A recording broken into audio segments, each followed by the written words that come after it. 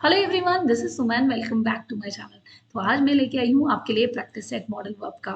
Video शुरू करने से पहले आपको सजेस्ट करना चाहूंगी, अगर अब तक आपने मॉडल वर्ब के बेसिक कॉन्सेप्ट को नहीं समझा है तो डिस्क्रिप्शन में दिए हुए लिंक पर जाइए और पहले बेसिक कॉन्सेप्ट मॉडल वर्ब को समझिए, ताकि आप इस प्रैक्टिस सेट में अच्छा स्कोर कर पाएं और आप समझ पाएं कि किस तरीके से अलग अलग सिचुएशन में हम अलग अलग मॉडल वर्ब का यूज करते हैं। तो चलिए शुरू करते हैं और देखते हैं इस प्रैक्टिस सेट में हम कितना स्कोर कर पाएंगे। So let's get started. तो पहला एग्जांपल यहाँ पे दिया हुआ है, डैश आई गो ऑब्जर्व। अब देखिए यहाँ पे हमें सेंटेंस को देख के पता चल रहा है कि एक तरीके का परमिशन लिया जा रहा है, और कभी भी हम फॉर्मल तरीके से किसी से परमिशन लेते हैं तो हम हमेशा यूज करते हैं मे का, यानी कि यहाँ पे ऑप्शन नंबर बी करेक्ट हो जाएगा और सेंटेंस फ्रेम हो जाएगा कुछ इस तरीके से, मे आई गो आउट सर्व, मे आई गो आउट सर्व। नेक्स्ट एग्जांपल यहाँ पे दिया हुआ है, इट डैश रेन टुनाइट। तो सेंटेंस में बोला जा रहा है कि शायद आज बारिश होगी। देखिए सेंटेंस में जहां पे भी हमें पता चले कि बहुत स्ट्रॉन्ग पॉसिबिलिटी की बात हो रही है तो हम हमेशा यूज करेंगे मॉडल वर्ब मे का। तो इस तरीके से यहाँ पे ऑप्शन नंबर ए करेक्ट हो जाएगा और हम सेंटेंस फ्रेम करेंगे कुछ इस तरीके से, it may rain tonight, it may rain tonight. तो आपको ध्यान रखना है, अगर स्ट्रॉन्ग पॉसिबिलिटी की बात हो रही है तो मे का यूज किया जाएगा, लेकिन ऐसे सेंटेंसेस जहां पे हमें बहुत वीक पॉसिबिलिटी शो हो रही है तो हम वहां पे माइट का यूज करेंगे। तो स्ट्रॉन्ग पॉसिबिलिटी के लिए मे का यूज किया जाएगा और हम वीक पॉसिबिलिटी के लिए माइट का यूज करेंगे।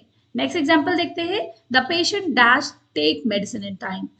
पेशेंट को टाइम पे मेडिसिन लेनी है। अब देखिए यहाँ पे बात की जा रही है कोई काम जो एक इंस्ट्रक्शन के रूप में दिया जा रहा है, यानी कि पेशेंट को जो मेडिसिन है टाइम पे लेनी है, एक तरीके का इंस्ट्रक्शन दिया जा रहा है। तो सेंटेंस में जहां पे भी हम देखें कि इंस्ट्रक्शन दिया जा रहे हैं तो वहां पे हम यूज करेंगे मॉडल वर्ब शुड का। तो यहाँ पे ऑप्शन नंबर बी करेक्ट हो जाएगा, the patient should take medicine in time, the patient should take medicine in time. Next example है, dash I do it for you, dash I do it for you. जैसे कि मैंने आपको अभी थोड़ी देर पहले बताया, अगर हम फॉर्मल वे में किसी से परमिशन लेते हैं तो हम हमेशा यूज करते हैं मॉडल वर्ब मे का। तो यहाँ पे ऑप्शन नंबर ए करेक्ट हो जाएगा और हम सेंटेंस को फ्रेम करेंगे कुछ इस तरीके से, may I do it for you, may I do it for you. Next example है, the box was so heavy that I dash lift it. Box बहुत हैवी था कि मैं उसे उठा नहीं सका। अब देखिए यहाँ पे आपको पता चल गया है कि हम बात कर रहे हैं पास्ट में हुए किसी एक्शन का, और यहाँ पे हम बता रहे हैं पास्ट में हुई किसी एबिलिटी की। हम बता रहे हैं कि हम उस बॉक्स को नहीं उठा पाए, तो अपनी एबिलिटी बता रहे हैं लेकिन पास्ट में हुए किसी काम की। तो यहाँ पे हम कुड का यूज करेंगे, यहाँ पे कुड का यूज किया जाएगा और ऑप्शन नंबर डी करेक्ट हो जाएगा। The box was so heavy that I could not lift it, the box was very heavy that I could not lift it.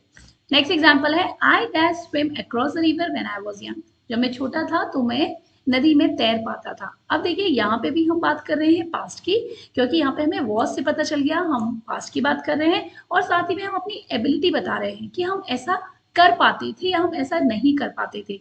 तो यहाँ पे भी हम कुड का यूज करेंगे। ऑप्शन नंबर ए करेक्ट हो जाएगा और हम सेंटेंस को फ्रेम करेंगे कुछ इस तरीके से, I could swim across the river when I was young, I could swim across the river when I was young.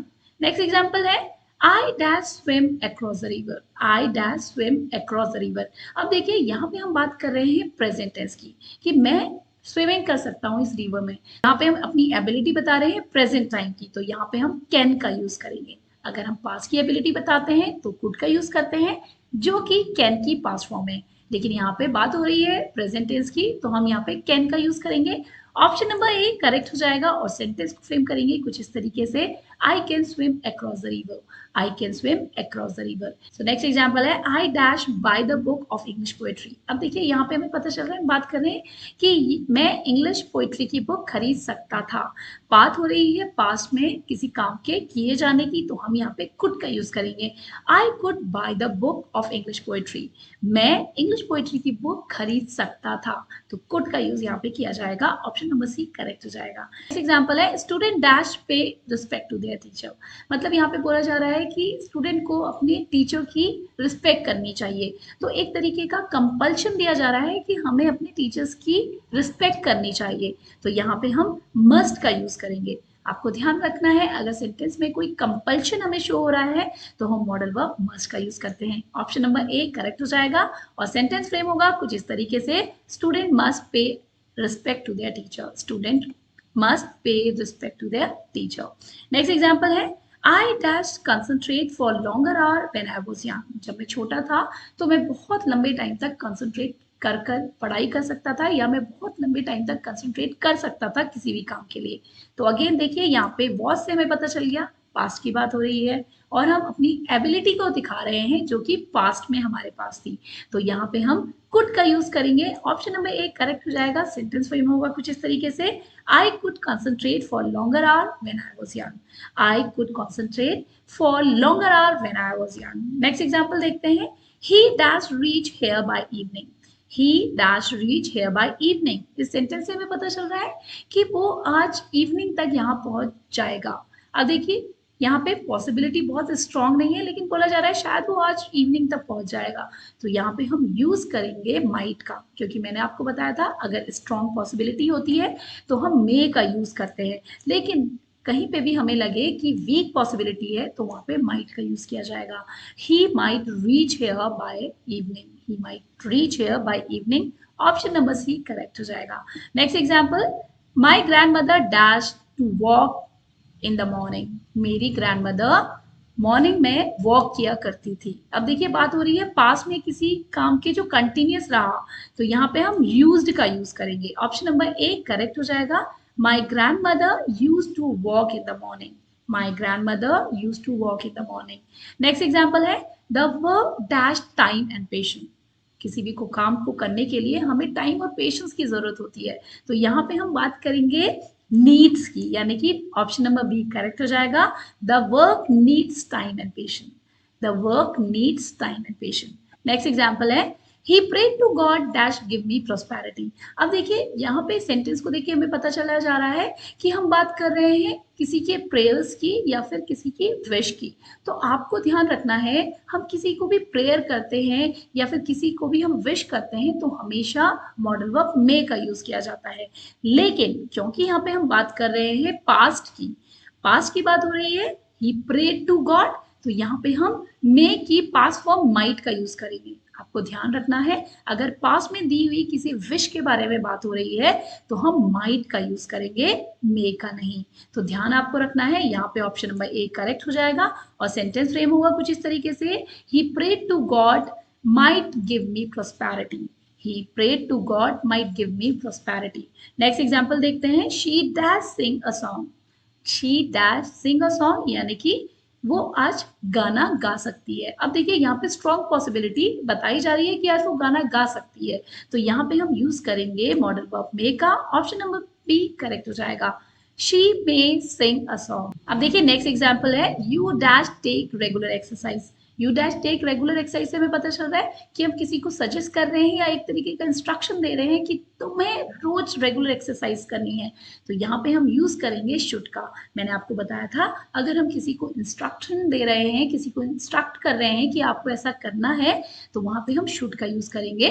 तो यहाँ पे ऑप्शन नंबर ए करेक्ट हो जाएगा। You should take regular exercise. You should take regular exercise. Next example है, he dash speak French. He dash speak French. देखिए meaning निकल के आ रहा है कि वो फ्रेंच बोल सकता है।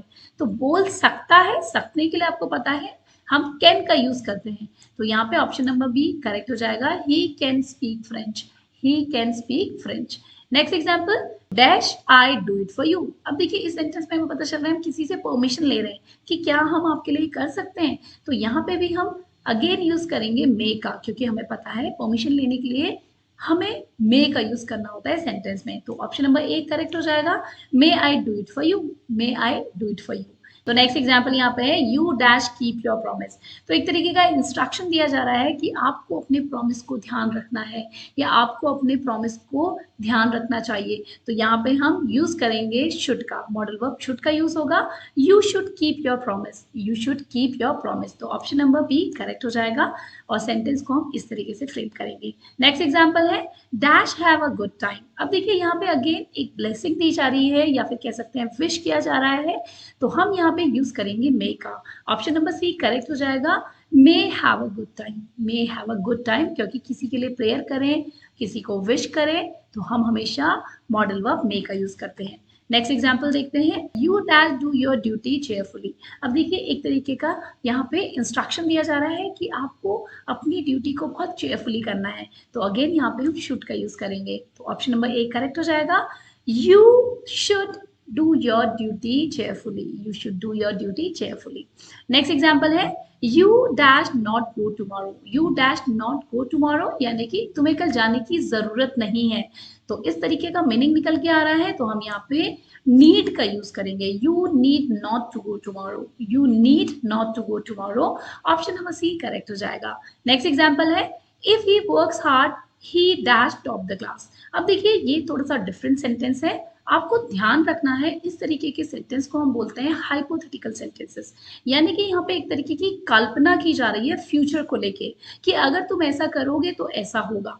तो इस तरीके के सेंटेंस में देखिए हम किस तरीके से इसे फ्रेम करते हैं, if he works hard he dash top the class. तो यहाँ पे हम माइट का यूज करेंगे, ध्यान रखना है फ्यूचर में किसी हाइपोथेटिकल कंडीशन की बात हो रही है तो माइट का यूज होगा। ऑप्शन नंबर सी करेक्ट हो जाएगा।